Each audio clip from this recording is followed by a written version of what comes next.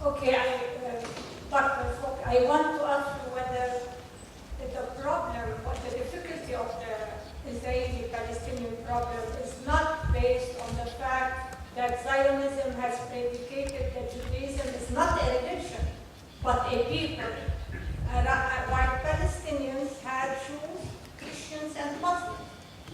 And Israel refuses to accept any other religion within its territory.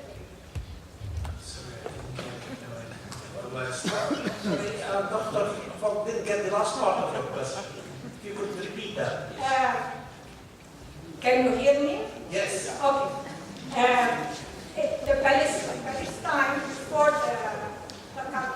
the establishment of Israel was built with people from a people. And you must have read Shlomo Sand, who has said that this doesn't exist. I also believe that.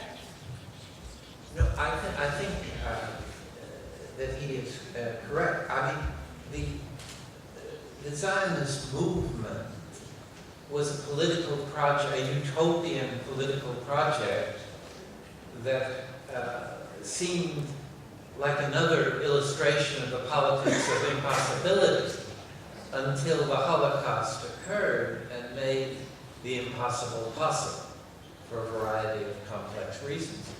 But as I tried to suggest in talking about the one state's perspective, an ethnic or religious state seems to me incompatible with the modern conception of human rights and political legitimacy. It cannot, especially in a globalizing world where different religions, different peoples intermingle, and certainly that's been the history of Palestine, that it is a solution from the beginning, from the time of the Balfour Declaration, that's been imposed from outside and had to be imposed by force. It was not something that reflects the self-determination of the people living within Palestine. We will take the last three questions, please. Hello. Premier Senora.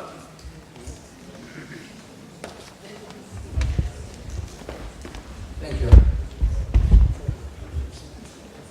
Well, I read some weeks ago, some days ago, a statement by Yuri Avneri trying to really describe the situation of the two-state solution to be like a person who has put a pizza on his table and is talking about dividing it while he's still eating it. You are actually hinting that the two-state solution is practically a non-starter, it's not going to work. But I can't see that the conditions are there for the other alternative, if there is another alternative. So you are actually talking about another alternative, while effectively the two alternatives, the conditions for having them are not there. And effectively, the Palestinians are really in a situation where they can't really choose any, and they can't move from one alternative whom they have really been talking about it, to move into another alternative that is not there. Thank you, Mr. Prime Minister, for your difficult but important question and comment, really. In my view, the point that I was trying to make was that in the future, if these political preconditions can be realized, then the Avneri proposal could become politically relevant. But under present conditions, it unwittingly perpetuates this illusion that the Israeli leadership would swallow a Palestinian state that was viable, that involved East Jerusalem as its capital, that dealt with the settlements, that dealt with the refugees. I just see that not being remotely on the agenda, and therefore to pursue it as if it's a goal is diversionary from what needs to happen, which is a political climate that forces the Israeli leadership to think differently. That's really what I'm saying. And hopefully the American leadership as well, and the European leadership, and the Arab countries, all of these have to change sufficiently so that the political climate can allow a humane solution to emerge. It cannot emerge from this political climate. That's all I was trying to express, and that it's important to recognize that in order to avoid a new cycle of disappointment, frustration, and finally violence, that we need to somehow accept this tragic frustration. It's not a happy position that I'm trying to support, because I would certainly not, I would like to see a solution as quickly as possible. But you can't, it seems to me, you can't get there from where we are unless something rather dramatic changes. And that dramatic change has to come on the part of the Israeli elite, and it's not going to come by their goodwill. It has to come by a sufficiently coercive global setting of the sort that forced the white elite. That was my point about South Africa. This South African apartheid elite didn't want to have a constitutional multiracial. That was far from their preferred world. But they, in the end, saw that the only alternative to that was something worse. And the something worse was either a bloody civil war or complete isolation and pariah status in the international community. It was one state. No, but it could be. See, if you have a political breakthrough, then other possibilities emerge, because it's a different climate. See, in this climate, you can't get anything that works. Thank you very much for your pro-Palestine sympathy. Now I'm going to propose to you something that probably is unorthodox. The no-state solution, actually. Given the fact that Zionism as a colonial settler project failed ultimately to solve the so-called Jewish question at the expense of Palestine, Arab Palestine.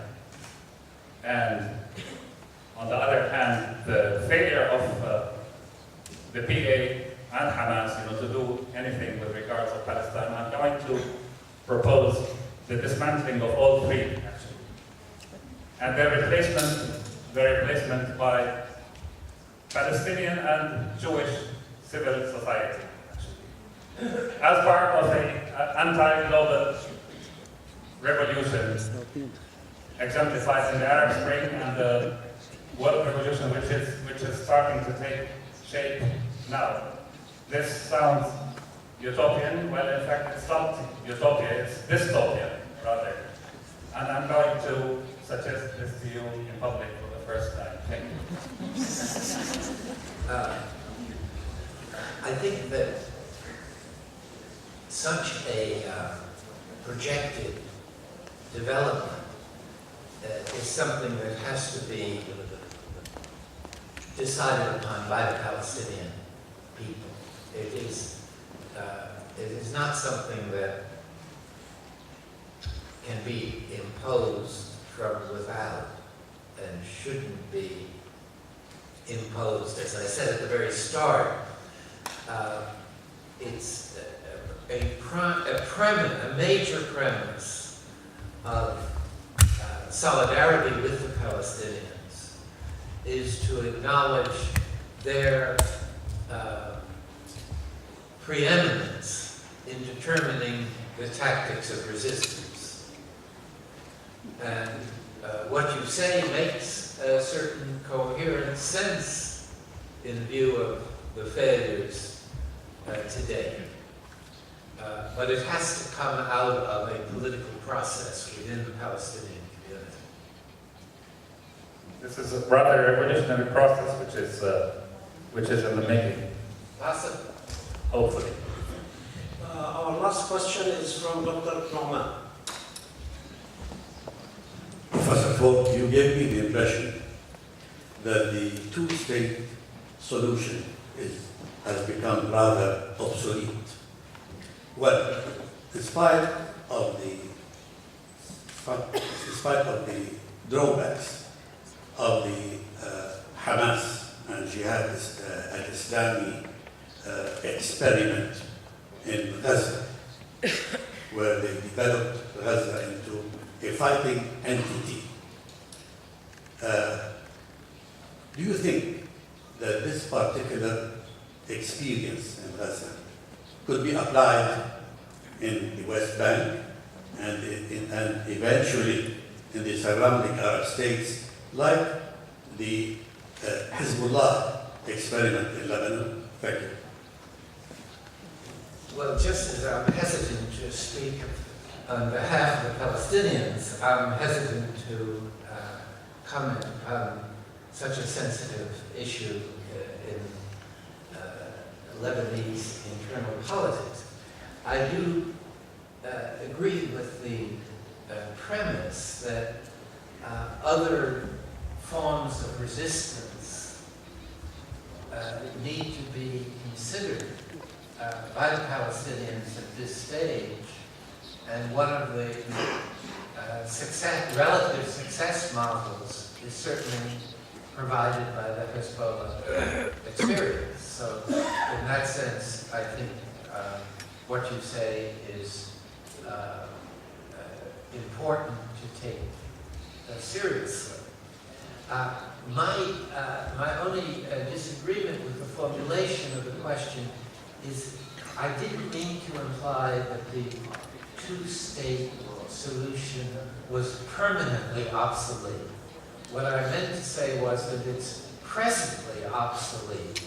It can only be made perhaps relevant if these political preconditions are satisfied. As of now, it's obsolete, but maybe in the future it will again it will become a plausible political project along the Abneri lines, not along the Obama lines.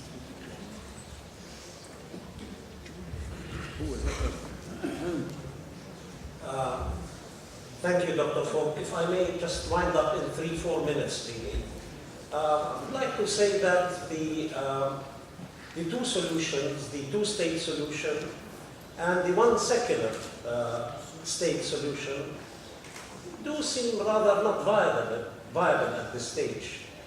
But it's also worth it to underline a few facts. The persistence of the current Israeli policy will soon be inviting a Palestinian spring. And the perpetuation of Israeli occupation of Palestinian territories is bound to produce a third intifada, also soon, because in this time and age, Israel can no longer continue to dominate and subjugate the Palestinians to the Jabotinsky mentality. the Palestinians are being left with no option except to opt for one secular state in which Palestinians and Arabs could live together.